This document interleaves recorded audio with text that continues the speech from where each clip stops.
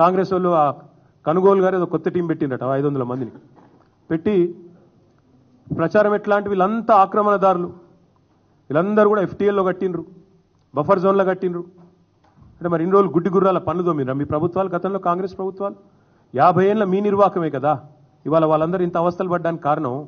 50 ఏళ్లలో ఎన్నడన్నా పట్టించుకున్నారు? ఇగో ఇది 2016లో మా ప్రభుత్వం వచ్చిన తర్వాత ఫస్ట్ టైం హైదరాబాద్లో చెరువులు, వాటి యొక్క ఎఫ్టీఎల్లు, వాటి బఫర్ జోన్లు డ్రా చేస్తూ ఫస్ట్ టైం ఒక జీవో ఇచ్చిన ప్రభుత్వం మా ప్రభుత్వం 2016లో.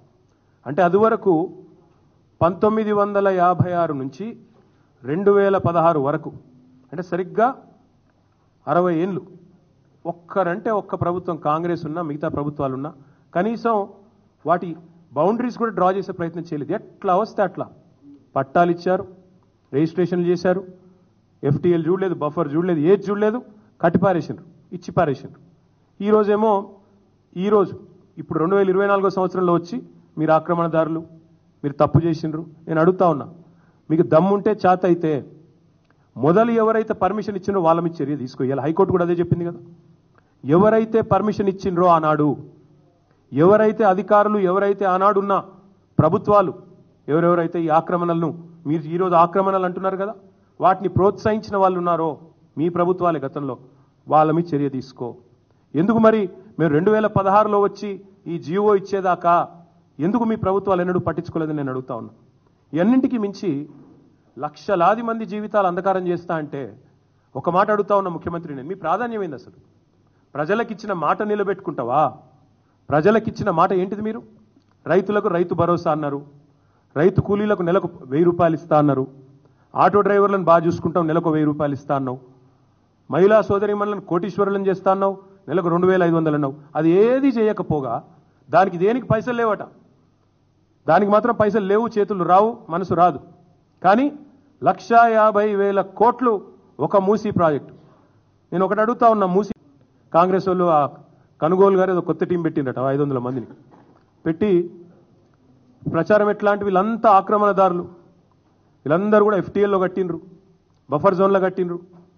అంటే మరి ఇన్ని రోజులు గుడ్డి గుర్రాల పన్నుదో మీరు మీ ప్రభుత్వాలు, గతంలో కాంగ్రెస్ ప్రభుత్వాలు 50 ఏళ్ళ మీ నిర్వాహకమే కదా ఇవాళ వాళ్ళందరూ ఇంత అవస్థలు పడ్డానికి కారణం. 50 ఏళ్లలో ఎన్నడన్నా పట్టించుకున్నారు? ఇగో ఇది 2016లో మా ప్రభుత్వం వచ్చిన తర్వాత ఫస్ట్ టైం హైదరాబాద్లో చెరువులు, వాటి యొక్క ఎఫ్టీఎల్లు, వాటి బఫర్ జోన్లు డ్రా చేస్తూ ఫస్ట్ టైం ఒక జీవో ఇచ్చిన ప్రభుత్వం మా ప్రభుత్వం 2016లో.